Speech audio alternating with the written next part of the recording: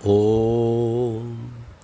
तव कथामृतं तप्तजीवनं कविभिरीरितं कल्मषापहं श्रवणमङ्गलं श्रीमदाततं भुवि गृह्णन्ति ये भूरिदा जनाः। শ্রী শ্রী রামকৃষ্ণ কথামৃত দ্বিতীয় ভাগ, চতুর্বিংশ খণ্ড, প্রথম পরিচ্ছেদ। ঠাকুর শ্রীরামকৃষ্ণ বলরামের বাটিতে অন্তরঙ্গ সঙ্গে। নরেন্দ্র, মাস্টার, যোগিন, বাবুরাম, রাম, ভবনাথ, বলরাম, চুনি। শুক্রবার, বৈশাখের শুক্লা দশমী, 24শে এপ্রিল 1885 খ্রিস্টাব্দ। ঠাকুর শ্রীরামকৃষ্ণ আজ কলিকাতায় আসিয়াছেন। মাস্টার আন্দাজ বেলা 1টার সময় বলরামের বৈঠকখানায় গিয়া দেখেন ঠাকুর নিদ্রিত। দু একটি ভক্ত কাছে বিশ্রাম করিতেছেন। মাস্টার একপার্শ্বে বসিয়া সেই সুপ্ত বালক মূর্তি দেখিতেছেন।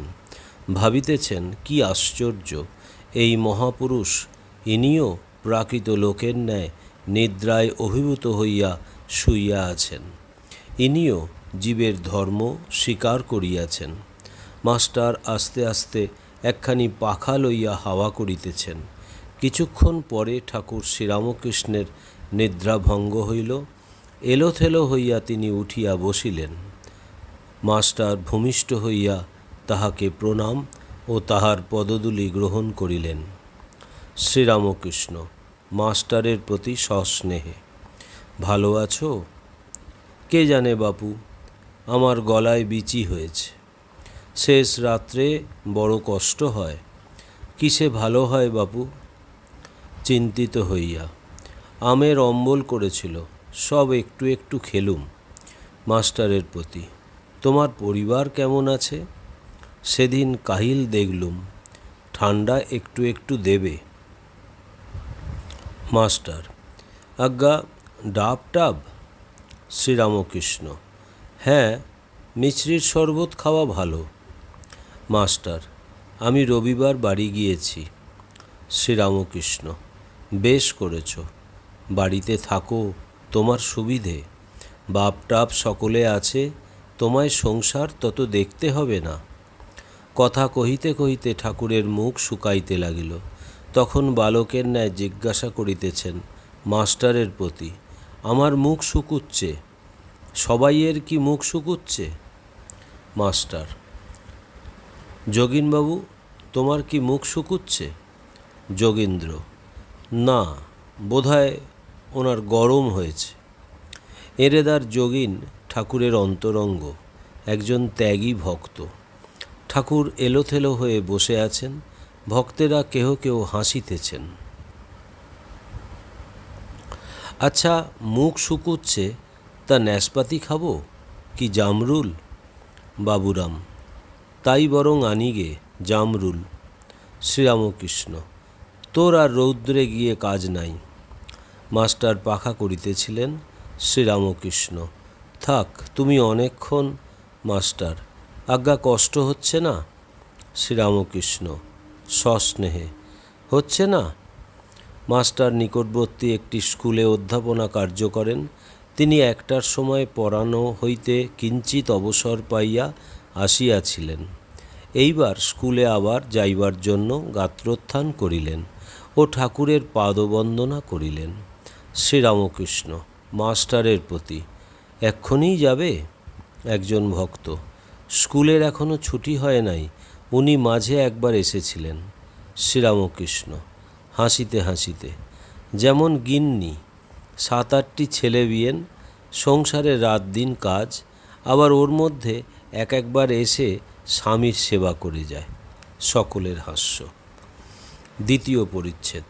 শ্রীযুক্ত বলরামের বাটিতে অন্তরঙ্গ সঙ্গে। 4টের পর স্কুলের ছুটি হইল। মাস্টার বলরামবাবুর বাহিরের ঘরে আসিয়া দেখেন ঠাকুর সহাস্য বদন বসিয়া আছেন। সংবাদ পাইয়া একে একে ভক্তগণ আসিয়া জুটিতেছেন। ছোট নরেন ও রাম আসিয়াছেন, নরেন্দ্র আসিয়াছেন। মাস্টার প্রণাম করিয়া আসন গ্রহণ করিলেন। বাটির ভিতর হইতে বলরাম থালায় করিয়া ঠাকুরের জন্য মোহনভোগ পাঠাইয়াছেন, কেননা ঠাকুরের গলায় বিচি হইয়াছে। শ্রীরামকৃষ্ণ মোহনভোগ দেখিয়া নরেন্দ্রের প্রতি, ওরে মাল এসেছে, মাল মাল, খা খা। সকলের হাস্য। ক্রমে বেলা পড়িতে লাগিল। ঠাকুর গিরিশের বাড়ি যাইবেন, সেখানে আজ উৎসব। ঠাকুরকে লইয়া গিরিশ উৎসব করিবেন। ঠাকুর বলরামের দ্বিতল ঘর হইতে নামিতেছেন, সঙ্গে মাস্টার, পশ্চাতে আরও দু একটি ভক্ত। দেউড়ির কাছে আসিয়া দেখেন একটি হিন্দুস্থানি ভিখারি গান গাহিতেছে। রাম নাম শুনিয়া ঠাকুর দাঁড়াইলেন। দক্ষিণাস্য। দেখিতে দেখিতে মন অন্তর্মুখ হইতেছে। এইরূপভাবে খানিকক্ষণ দাঁড়াইয়া রহিলেন। মাস্টারকে বলিলেন, বেশ সুর। একজন ভক্ত ভিক্ষুককে 4টি পয়সা দিলেন। ঠাকুর বোসপাড়ার গলিতে প্রবেশ করিয়াছেন। হাসিতে হাসিতে মাস্টারকে বলিলেন, হ্যাগা কি বলে, পরমহংসের ফৌজ আসছে, শালারা বলে কি? তৃতীয় পরিচ্ছেদ। অবতার ও সিদ্ধ পুরুষের প্রভেদ, মহিমা ও গিরিশের বিচার। ভক্ত সঙ্গে ঠাকুর গিরিশের বাহিরের ঘরে প্রবেশ করিলেন। গিরিশ অনেকগুলি ভক্তকে নিমন্ত্রণ করিয়াছিলেন, তাহারা অনেকেই সমবেত হইয়াছেন। ঠাকুর আসিয়াছেন শুনিয়া সকলে দণ্ডায়মান হইয়া রহিলেন। ঠাকুর সহাস্যবদনে আসন গ্রহণ করিলেন। ভক্তেরাও সকলে বসিলেন।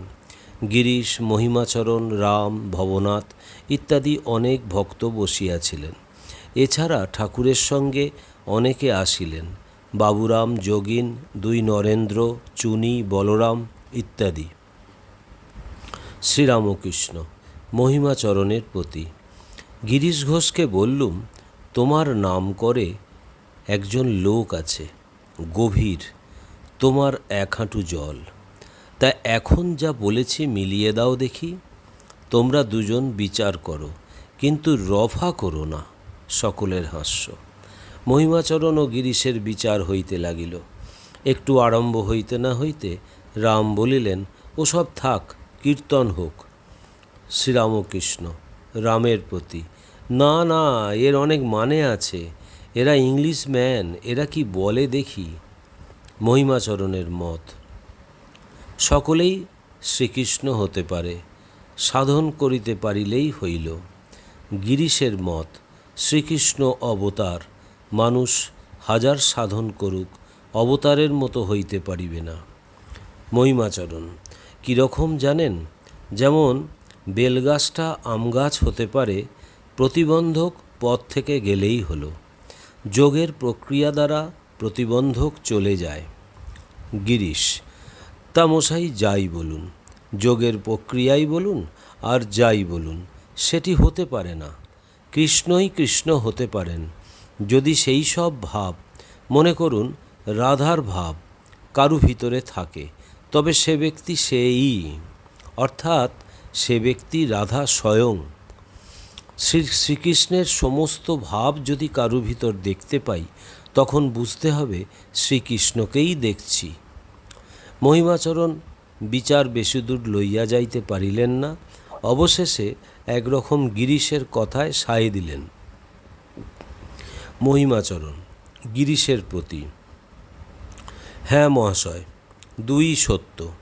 জ্ঞানপথ, সেও তার ইচ্ছা, আবার প্রেম ভক্তি তার ইচ্ছা। ইনি যেমন বলেন, ভিন্ন পথ দিয়ে এক জায়গাতেই পৌঁছানো যায়। শ্রীরামকৃষ্ণ মহিমার প্রতি একান্তে, কেমন, ঠিক বলছি না? মহিমা, আজ্ঞা, যা বলেছেন 2ই সত্য। শ্রীরামকৃষ্ণ, আপনি দেখলে ওর, গিরিশের কি বিশ্বাস, জল খেতে ভুলে গেল। আপনি যদি না মানতে, তাহলে টুঁটি ছিঁড়ে খেত, যেমন কুকুরে মাংস খায়। তা বেশ হলো, দুজনের পরিচয় হলো, আর আমারও অনেকটা জ্ঞান হলো। চতুর্থ পরিচ্ছেদ। ঠাকুর কীর্তনানন্দে। কীর্তনিয়া দলবলের সহিত উপস্থিত, ঘরের মাঝখানে বসিয়া আছে। ঠাকুরের ইঙ্গিত হইলেই কীর্তন আরম্ভ হয়। ঠাকুর অনুমতি দিলেন। রাম, শ্রীরামকৃষ্ণের প্রতি, আপনি বলুন এরা কি গাইবে? শ্রীরামকৃষ্ণ, আমি কি বলবো, একটু চিন্তা করিয়া। আচ্ছা, অনুরাগ। কীর্তনিয়া পূর্বরাগ গাইতেছেন। আরে মোর গোরা দ্বিজমণি, রাধা রাধা বলি কান্দে লোটায় ধরণী। রাধা নাম জপে গোরা পরম যতনে, সুরধ্বনি ধারা বহে অরুণ নয়নে। ক্ষণে ক্ষণে গোরা অঙ্গ ভূমে গড়ি যায়, রাধা নাম বলি ক্ষণে ক্ষণে মূর্ছায়। পুলকে পুরল তনু গদগদ বোল, বাসু কহে গোরা কেন এ উতরোল। কীর্তন চলিতে লাগিল। যমুনা তটে প্রথম কৃষ্ণ দর্শন অবধি শ্রীমতীর অবস্থা সখীগণ বলিতেছেন। ঘরের বাহিরে দণ্ডে শতবার তিলে তিলে আইসে যায়, মন উচাটন নিঃশ্বাস সঘন কদম্ব কাননে চায়। রাই কেমন এনেবা হইল। গুরু গুরুজন ভয় নাহি মন, কোথা বা কি দিব পাইল। সদাই চঞ্চল বসন অঞ্চল, সম্বরণ নাহি করে। বসি বসি থাকি উঠোয়ে চমকি, ভূষণ খসিয়া পড়ে। বয়সে কিশোরী রাজার কুমারী, তাহে কুলবধূ বালা। কিবা অভিলাষে আছোয়ে লালসে, না বুঝি তাহার ছলা। তাহার চরিতে হেন বুঝি চিতে, হাত বাড়াইল চান্দে। চণ্ডীদাস কয় করি অনুনয়, ঠেকেছে কালিয়া ফান্দে। কীর্তন চলিতে লাগিল। শ্রীমতীকে সখীগণ বলিতেছেন, কহ কহ সুবদনী রাধে, কি তোর হইল বিয়াধে। কেন তোরে আনমন দেখি, কহে নখে ক্ষিতি তলে লিখি। হেমকান্তি ঝামর হইল, রাঙাবাস খসিয়া পড়িল। আঁখি যুগ অরুণ হইল, মুখপদ্ম শুকাইয়া গেল। এমন হইল কি লাগিয়া, না কহিলে ফাটি যায় হিয়া। এত শুনি কহে ধনী রাই, শ্রী যদুনন্দন মুখ চাই। কীর্তনিয়া আবার গাইল। শ্রীমতী বংশীধ্বনি শুনিয়া পাগলের ন্যায় হইয়াছেন। সখীগণের প্রতি শ্রীমতীর উক্তি, কদম্বের বনে থাকে কৌন জনে, কেমনে শব্দ আসি। এ কি আচম্বিতে শ্রবণের পথে, মরমের হইল পশি। সন্ধ্যায় মরমে ঘুচায়া ধরমে, করিল পাগলি পারা। চিতস্থির নহে সুবাস বারহে, নয়নে বহয়ে ধারা। কি জানি কেমন সেই কঞ্জন, এমন শব্দ করে। না দেখি তাহারে হৃদয় বিদরে, রহিতে না পারি ঘরে। পরাণ না ধরে কন কন করে, রহে দর্শনও আসে। যবহু দেখিবে পরাণ যা পাইবে, কহ এ উদ্ধব দাসে। গান চলিতে লাগিল। শ্রীমতীর কৃষ্ণ দর্শন জন্য প্রাণ ব্যাকুল হইয়াছে। শ্রীমতী বলিতেছেন, পহিল শুনিনু অপরূপ ধ্বনি, কদম্ব কানন হইতে। তারপর দিনে ভাটের বর্ণনে, শুনি চমকিত চিতে। আর একদিন মোর প্রাণ সখী কহিলে যাহার নাম, আহা সকল মাধুর্যময় কৃষ্ণ নাম। গুণীগণ গানে শুনিনু শ্রবণে, তাহার এ গুণগ্রাম। সহজে অবলা তাহে কুলবালা, গুরুজন জ্বালা ঘরে। সে হেন নাগরে আরতি বারয়ে, কেমন পরাণ ধরে। ভাবিয়া চিন্তিয়া মন দোরাইনু, পরাণ রহিবার নয়। কহত উপায় কইছে মিলয়ে, দাস উদ্ধবে কয়। আহা সকল মাধুর্যময় কৃষ্ণ নাম। এই কথা শুনিয়া ঠাকুর আর বসিতে পারিলেন না। একেবারে বাহ্যশূন্য, দণ্ডায়মান, সমাধিস্থ। ডান দিকে ছোট নরেন দাঁড়াইয়া, একটু প্রকৃতিস্থ হইয়া মধুর কণ্ঠে কৃষ্ণ কৃষ্ণ এই কথা সাশ্রু নয়নে বলিতেছেন। ক্রমে পুনর্বার আসন গ্রহণ করিলেন। কীর্তনিয়া আবার গাইতেছেন। বিশাখা দৌড়িয়া গিয়া একখানি চিত্রপট আনিয়া শ্রীমতীর সম্মুখে ধরিলেন। চিত্রপটে সেই ভুবনরঞ্জন রূপ, শ্রীমতী পট দর্শনে বলিলেন, এই পটে যাকে দেখছি তাকে যমুনা তটে দেখা অবধি আমার এই দশা হয়েছে। কীর্তন।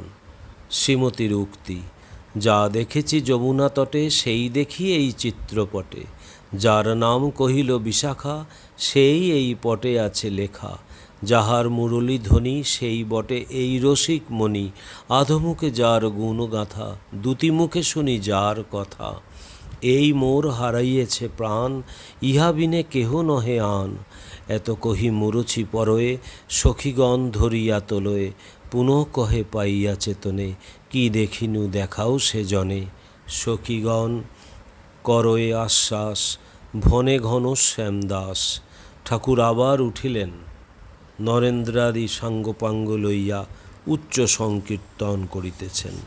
যাদের হরি বলতে নয়ন ঝরে তারা তারা দুভাই এসেছে রে, যারা আপনি কেঁদে জগৎ কাঁদায়, যারা মার খেয়ে প্রেম যাচে, যারা ব্রজের কানাই বালাই, যারা ব্রজের মাখন চোর, যারা জাতির বিচার নাহি করে, যারা আপামরে কোল দেয়, যারা আপনি মেতে জগৎ মাতায়, যারা হরি হয়ে হরি বলে, যারা জগাই মাধাই উদ্ধারিল, যারা আপন পর নাহি বাঁচে, জীব তরাতে তারা দুভাই এসেছে রে নিতাই গৌর। নদে টলমল টলমল করে গৌর প্রেমের হিল্লোলে রে। ঠাকুর আবার সমাধিস্থ।